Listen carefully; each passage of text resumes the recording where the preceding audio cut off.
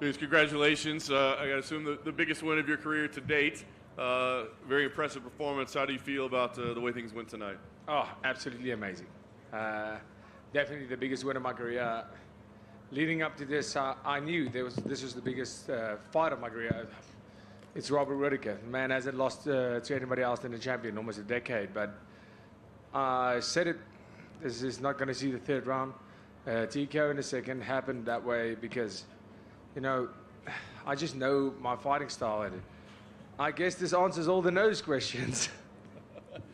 You were very respectful of him coming into this fight. You know, you knew how great he was. He did have some success early on, and then you seized momentum, you know, towards the end of round one. I guess, how did things play out, and was anything surprising to you in there? No, not at all, especially in the beginning of the fight. I said it. I can't go and fight Robert Whittaker like I fought a Brad Tavares. He is too good and too calculated.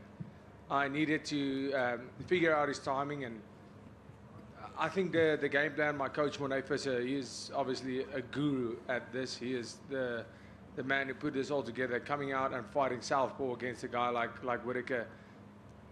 You know, I always do switch stance, but to go and learn a complete new style for this guy, and it just worked perfectly. But, you know, in that first half of the first round, I was almost checking to see, okay, how fast is he? How hard does he hit? And he hits hard and he hits fast. But it was just getting that timing, seeing, okay.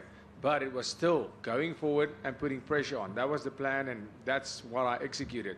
Much easier said than done when you're fighting and standing in front of Robert Whittaker throwing these big shots.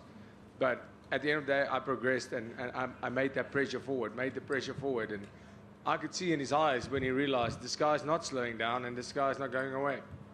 So amazing victory, and they leave no doubt that you're getting the title shot next, bringing Israel Adesanya into the cage. I guess, what did you make of that, of him being brought in and you guys having that face-off? What did you make of the whole situation? Yeah, the only thing I made of that was it's usually the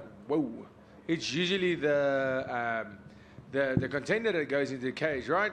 So, I mean, even he sees me as the champion already, so he better knows I'm the champion. And now that he's seen me in that cage, he knows what a force I am in there. He could feel the energy, and I could feel how insignificant he is to me when we get into that cage.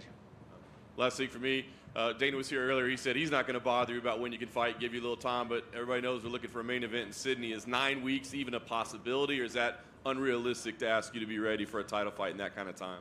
What I say is Dana White obviously knows fighters, and he has the respect to know that tonight's all about celebrating myself and obviously celebrating the legend of Robert Whittaker. Dricus right here. It seemed like coming into this fight, a lot of people were counting you out, not giving you your respect, and it seemed like Robert Whittaker was maybe the person who was giving you the most respect in terms of what you're capable of. Do you think now the people appreciate what you're able to do in there and give you your recognition? I mean, yeah, Robert Whittaker, like I said, smart guy, and a true warrior, a true martial artist who knows that martial arts, you are as good as your opponent makes you look.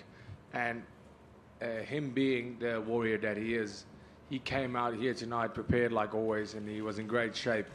But he could see what a lot of people fail to see, and that is a style that people are used to. People are used to certain styles. They don't know our style. They don't know how we put this whole thing together. And he saw that, and that's why he said, I'm the most dangerous opponent he's ever faced. That's why he said, one mistake he made is he thought, I don't have anything to lose. And I didn't fight like somebody who doesn't have anything to lose. I fought like somebody who has everything to lose. And every time I step in there, I have my life to lose. And I will protect that with everything. I have my family name, the Du Plessis name to protect when I step in there. I have the South African flag to protect when I step in there. I have Team CIT behind me that I represent when I step in there. I have absolutely everything to lose when I step in there, and I hope everybody saw that tonight.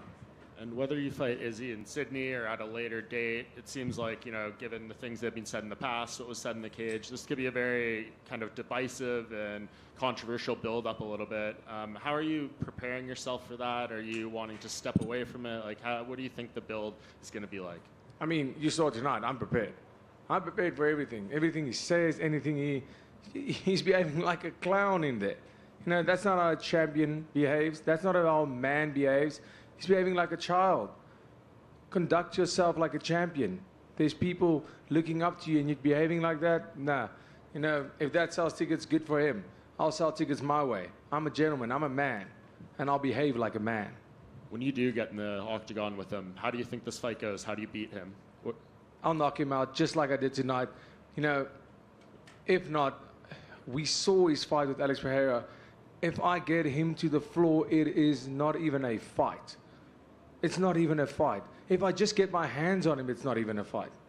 I will manhandle him. I've done it before and I'll do it again. And, you know, as far as the striking goes, let's take that out of the question. You are as good as your last performance. What did his last performance look like against Whittaker? Yeah, he beat him. It was a close fight. What did my last performance against Whittaker look like? So right now, that's how I plan on beating him. The same way I beat Whittaker tonight, by implementing the game plan and sticking to my style and doing what we do best.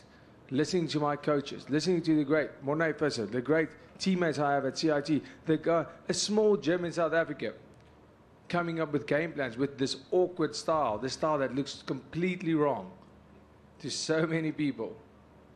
I'm the #1 contender in the world right now, so it's time to put some respect on that. Dricus, over here. Congrats on the win. Very impressive performance. Thanks, you obviously had the surgery as well, sort of leading into this. How much different did you feel in there? Because you looked really awesome just from the get-go. Oh, thank you. I felt incredible. You know, I don't want to speak on the fact too much before the fight because, you know, that's a kind of pressure that is a little bit out of somebody's control, I feel, to handle, because I could look at my fights previously and I know, I'm like, yeah, my opponents are tired too. Look, they are tired too, but I look at the fights and I'm like, for the amount of work, and I know for the amount of work that I'm putting in, I'm not supposed to be this tired.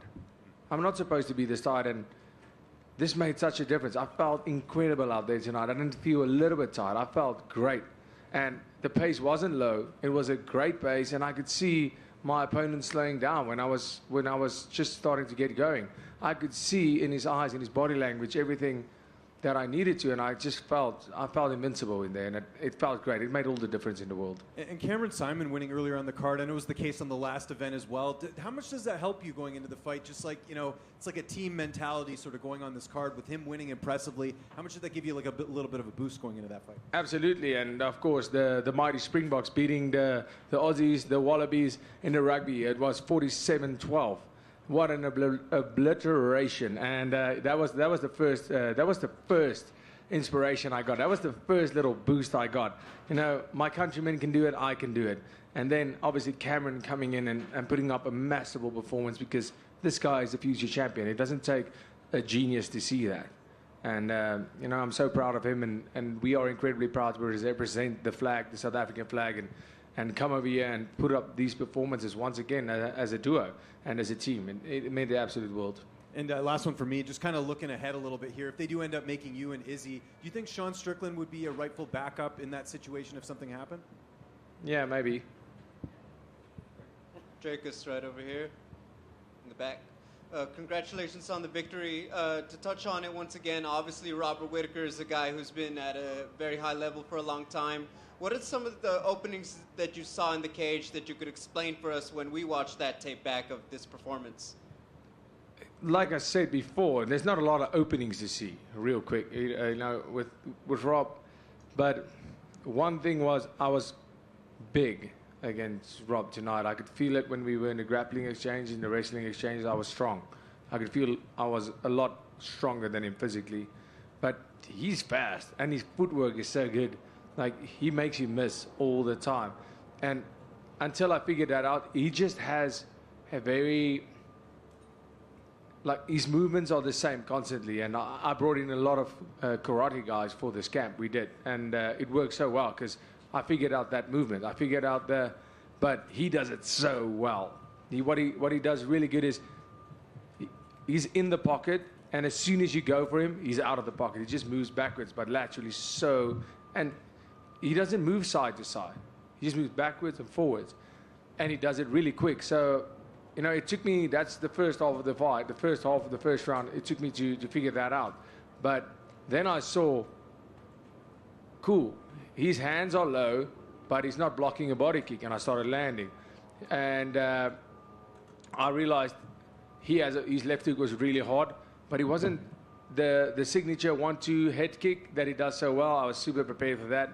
He threw 2 of them, and it wasn't as strong as I thought, to be honest. It wasn't, I don't know if it didn't land flush, but I blocked both, and I felt a lot more comfortable moving to the open side. But at the end of the day, it was about being patient and being composed, which I felt I did a lot better tonight than ever before.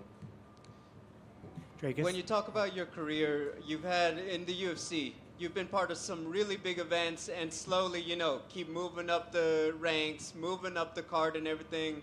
And now with this biggest victory of your career, how do you even put into words that whole journey? Because you've been on big events, but it feels like you really took center stage tonight. Well, thank you. When you're fighting a guy, a future Hall of Famer, and a guy, if you're in the pound-for-pound rankings and not even having a belt, that has to say something. And like Whittaker tonight was the fan favorite, and he was the betting favorite by far, and rightfully so. I stick by that.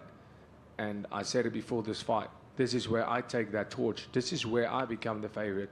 This is where I become the guy who doesn't lose. And it was a massive honor to share the cage with him tonight, and to do myself, my family, my team, and my people proud, and go out here and the UFC. They Dana, Hunter, Mick, all these guys that are giving us these opportunities. It's amazing. It's they made this fight, and a lot of people were criticizing them for making this fight. They just said, this is a dumb fight to make the easy fight. And this is the fight we wanted to have. This is the fight when they asked us if we would take this fight, I was excited because I knew this is what's going to happen tonight. I knew we were going to steal the show, and we did. Because you have 2 incredible warriors going out there and leaving everything on the line in there, and it was amazing. Cameron finally got a victory, no fouls. Can we finally get him to Top Golf? Yeah, we'll talk about that. We'll see. Let's go have some beers first. Dricus, is it safe to say fixed nose Dricus is a mythical fighter now? Hated that question leading up to the fight. Absolutely love it now, and yes. Dricus back here. So it's been nearly 5 years since you've lost a fight. Confidence-wise, where are you at, and how does that feel knowing that it's been that long since you've suffered a defeat? It's interesting. I don't think about losing, and I haven't looked at that. Now that you've mentioned it, it's the first time. Looking back at my losses, they've all been extremely good to me.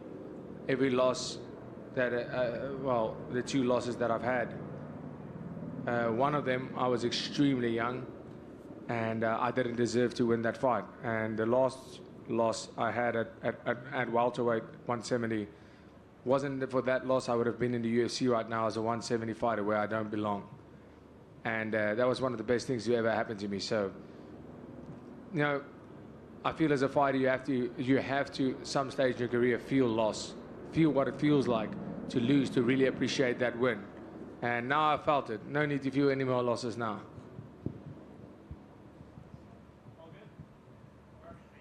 Thank you, everybody.